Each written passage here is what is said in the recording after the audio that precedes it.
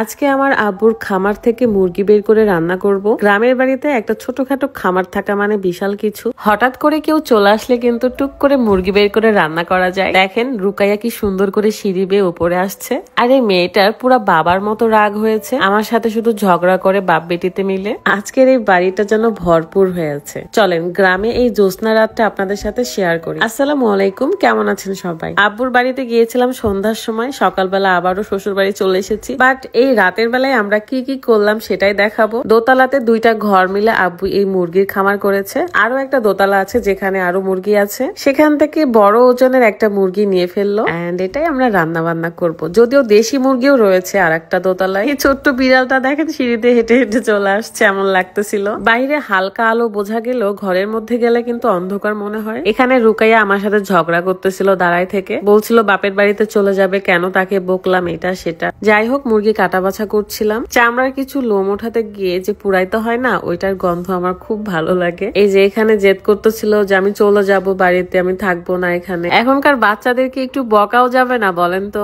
আঙিনাতে একটা মাটির চুলা ছিল, সরি সিমেন্টের চুলা ছিল, তো সেখানেই রান্না করছিলাম। তবে এত মনোযোগ দিয়ে রান্না করার পরেও লবণ কম হয়েছে। আব্বু তারপরও লবণ একবারও চায়নি, কারণ আমার মন খারাপ হতে পারে। সেই কাহিনীগুলো দেখানোর আগে একটু বলে নি। এখন দেখাবো শান গ্যালারি থেকে নেওয়া স্কিন ব্রাইটেনিং এবং দাগমুক্ত করার কিছু প্রোডাক্ট। এখানে থাকবে একটা পিলিং জেল, ওসুফি সিরাম, থাকবে ওসুফের একটা সোপ এবং একটা নাইট ক্রিম। রেগুলার ব্যবহারের ফলে স্কিনের সানট্যান দূর হবে এবং স্কিনকে ব্রাইট করবে। শান গ্যালারিতে বিশেষ অফার চলছে। মাত্র 1499 টাকার প্রোডাক্ট কেনাকাটা করলে আপনি পেয়ে যাবেন 2 লাখ টাকার লটারি কুপন এবং ডেলিভারি চার্জ একদম ফ্রি। সোপটার স্মেল খুবই সুন্দর এবং এটা আমার স্কিনকে খুব ভালো করে পরিষ্কার করে। তারপর আমি ব্যবহার করব পিলিং জেল, যেটাতে আপনার স্কিনের মরা চামড়া থাকলে সেগুলো উঠে আসে। এক কথায় ময়লাগুলো পিলিং এর মাধ্যমে উঠে চলে আসে। তারপর ব্যবহার করব ওসিফির এই সিরামটা। আর হ্যাঁ বলে রাখি, এই লটারিতে একজন পাবে স্বর্ণের চেন, 10 জন পাবে নগদ 5000 টাকা, 5 জন পাবে স্বর্ণের নাকফুল, তাছাড়াও 50 জন পাবে আকর্ষণীয় উপহার। তাই দেরি না করে এখনই সান গ্যালারি থেকে কেনাকাটা শুরু করুন। পেজটা আমার ভিডিও ডেসক্রিপশনে দেওয়া আছে।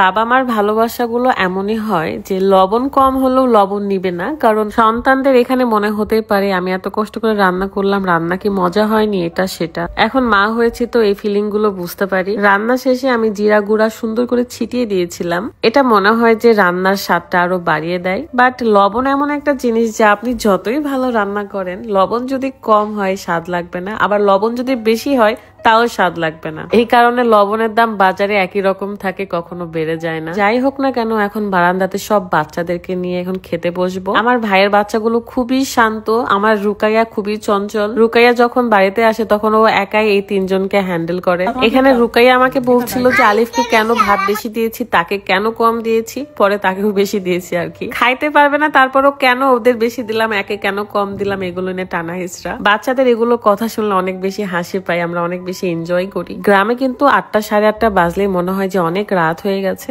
আর আলামিনরা আমাকে রাখতে এসেছিল, তাদের তো খালি মুখে পাঠানো যায় না, এই কারণে আরো তড়িঘড়ি করে রান্না বান্না করছিলাম আমরা। আমি আব্বুকে বললাম, আব্বু আপনি কেন লবণ নিচ্ছেন না? এমনিতেও কাঁচা লবণ আব্বু খায় না, তারপরও প্রয়োজন ছিল তাও নেয়নি। রান্না স্বাদ হোক বা না হোক, আমরা সবাই মিলে যে একসাথে খাচ্ছি এটাই কিন্তু অনেক আনন্দের। এরকম সময়ও ভাবতে পারিনি যে আমার আর থাকা হবে না। খাওয়া দাওয়া শেষ করে সব কাজ শেষ করে যখন ঘুমাইতে গেছিলাম, ঠিক তখনই রাদের অসুস্থতার কথা শুনতে পারি।